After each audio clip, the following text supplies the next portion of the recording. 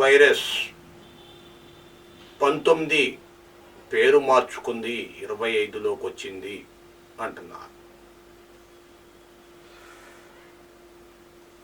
ముఖ్య అంశంలోకి వెళ్తే, చైనా ఒక పక్క దెబ్బతిని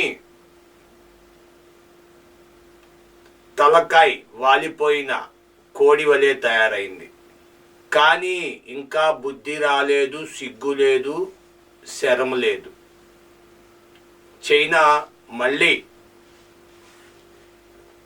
కరోనా వైరస్ తరహాలో కరోనా 25 యూహాన్ అంటూ ల్యాబ్ నుండి లీక్ అయింది. యాక్చువల్గా ఏప్రిల్ మే నెలలో రిలీజ్ చేద్దాం అనుకున్నారు చైనా వాళ్ళు, కానీ అది రిలీజ్ అయిపోయింది.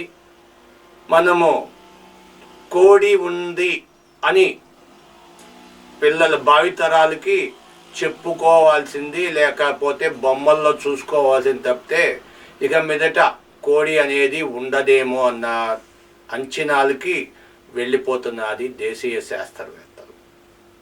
నాసా కానీ చాలామంది చెప్తున్నారు ఏంటంటే కరోనా వైరస్ని పెంచి పోషిస్తానికి ట్రై చేస్తుంది అంటున్నారు. ఒక పక్క ట్రంప్ కరోనా వైరస్ని యూహాన్ ల్యాబ్ నుండి లీక్ అయ్యింది, అందువల్ల బయటకు వచ్చింది అంటున్నారు ట్రంప్.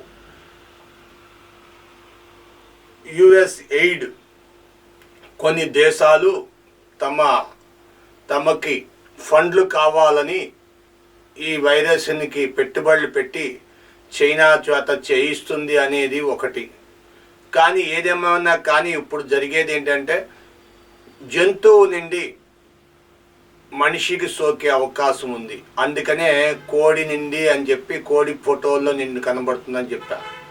ఎందుకంటే మనకి అత్యంత సన్నిహితమైన జంతువు మనం తినేది కోడి. ప్రతి ఒక్కడికి సులభ ధరలో దొరుకుతుంది. సామాన్యుడి నుండి కోటీశ్వరుల వరకు ప్రతి ఒక్కరు కూడా తినే జీవరాశిని ఏమైనా ఉంటే అది కోడి. కోళ్ళు చాలా వరకు ఇళ్ళల్లో పెంచుకుంటుంటారు, కోడి పందాలు ఆడుతుంటారు, రకరకాలుగా చేస్తుంటారు. ర్యాబిస్ అని కుక్క నుండి వచ్చే జబ్బు ఒకటి ఉంది, పిచ్చి కుక్క అంటారు.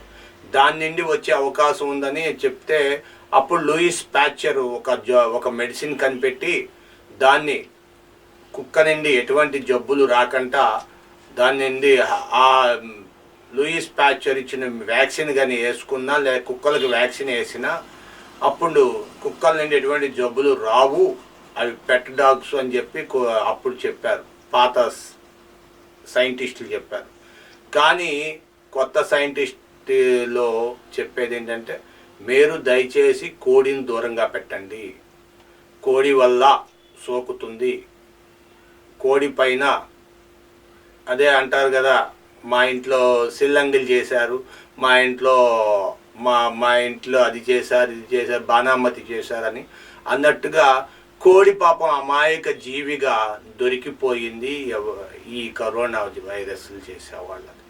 కాబట్టి కోడిని దూరంగా పెట్టి కొంతకాలం చూడండి. ఏదేమన్నా కానీ మీరు మాత్రం సాధ్యమైనంత వరకు, ఇది ఇంతవరకు భారత్ రాలేదు అంటున్నారు, కానీ వచ్చింది అంటున్నారు. ఇది ఎక్కడ వరకు సోకుతుందో తెలియదు. కాబట్టి మీరు సాధ్యమైనంత వరకు మాస్కులు ధరించుకొని బయటకు వెళ్తే బెటర్. కరోనా కంటా తీవ్రంగా ఉంటుంది అంటున్నారు ఈ వైరస్ ప్రభావం.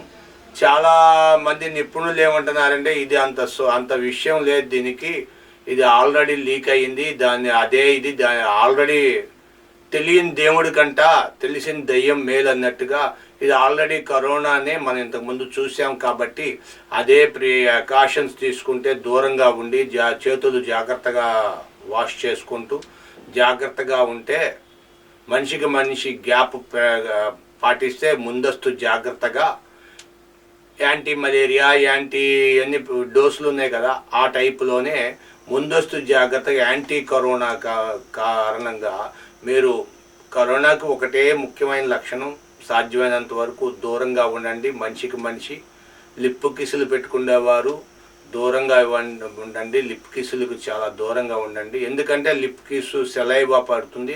సెలైవా వల్ల ఇమ్మీడియట్లీగా సోకే అవకాశాలు ఎక్కువ ఉంటాయి.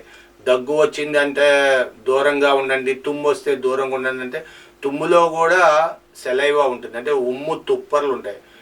నోట్లో లిప్ కిస్సులు పెట్టుకునే వాళ్ళు కూడా ఉమ్ము తుప్పర్లు ఒకరికి సోకుతాయి. కాబట్టి వాళ్ళు కొంచెం జాగ్రత్తగా దూరంగా ఉండండి. ఈ కొంతకాలం చూద్దాం, దాని అంతు తేలుద్దాం. కరోనా 25 ఏంటో చూద్దాం. ఈ వరల్డ్ ఆర్గనైజేషన్ WHO చెప్తుంది కరోనాతో జాగ్రత్తగా ఉండండి. కరోనా సెకండ్ 2.0 వచ్చే అవకాశాలు కనబడుతున్నాయి. కాబట్టి జాగ్రత్తగా ఉండండి. ప్రతి ఒక్కరూ తమ ప్రాణాలను కాపాడుకోండి. బ్రహ్మం గారు చెప్పారు, కరెక్ట్గా అదే అనుకున్నాం ఇంతకుముందు. 7 ఊళ్ళు ఒక ఊరు అవుద్దని. అంటే ఉన్న జనాభా తగ్గిపోతారు అని. ఒక పక్క ప్రకృతి తాండవాడుతుంది, అక్కడ సముద్రాలు పొంగిపోయి సముద్రాలు మాయమైపోయి అటు శాటిలైట్లు వచ్చి భూమి గుద్దుకుంటాయని రకరకాలైన సమస్యలు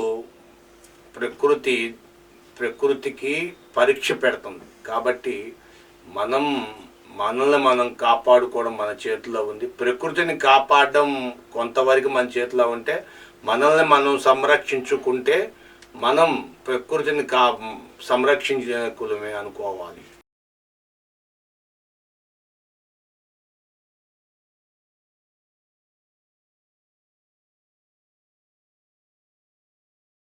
నిత్య నిజాలు చెప్పే భారత్ NBTVకి స్వాగతం. BNB టీవీ, నేను JK. మిత్రులారా, దయచేసి ఎక్కడ స్కిప్ చేయకుండా చివరి వరకు చూడండి. వీలైతే 10 మందికి షేర్ చేయండి.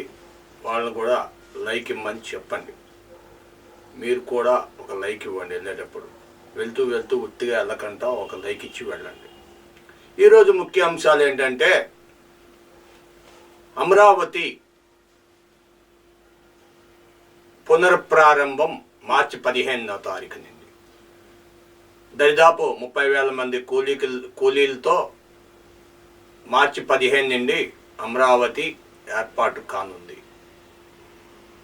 APSSC ఎగ్జామినేషన్ పోస్ట్పోన్ అయిందంటూ వివిధ రకాల యూట్యూబర్లు ప్రచారంలో ఉన్నది. అది ఒకసారి చెక్ చేసుకోండి. రేపు ఎగ్జాము ఉన్నది అని చాలామంది చెప్తున్నారు. ఇంతవరకు ఎగ్జామ్ పోస్ట్పోన్ అయిందనేది ఉత్తి బూటకం. మార్చి 11వ తారీఖున కోర్టులో హీరింగ్ ఉన్నదని చెప్పి తెలుస్తుంది. కానీ ఎగ్జామ్ మాత్రం పోస్ట్పోన్ అవ్వలేదు. ఇంకా సమాచారం మీ వెబ్సైట్లో చూసుకొని APPSC వెబ్సైట్లో చూసి మీరు ఎగ్జామ్కి ప్రిపేర్ అవ్వండి. ఆల్రెడీ ఎగ్జామ్కి ప్రిపేర్ అయ్యే ఉంటారు. మీరు ఎగ్జామ్కి వెళ్ళడానికి రెడీ అవ్వండి. యథావిధిగా ఫిబ్రవరి 3వ తారీఖు ఎగ్జామ్ జరుగుతుంది అని తెలియజేస్తున్నారు. Thank you for watching our channel. మీ విలువైన అభిప్రాయాలు కామెంట్ రూపంలో తెలియజేయండి, షేర్ చేయండి, 10 మందికి సబ్స్క్రైబ్ చేసుకోమని చెప్పండి. లేదంటే లైక్ అన్నా ఇవ్వమని చెప్పండి. మీరు మాత్రం లైక్ ఇవ్వకుండా మర్చిపోయి బయటికి వెళ్ళబాకండి వీడియో వదిలేసి. Thank you for watching our channel.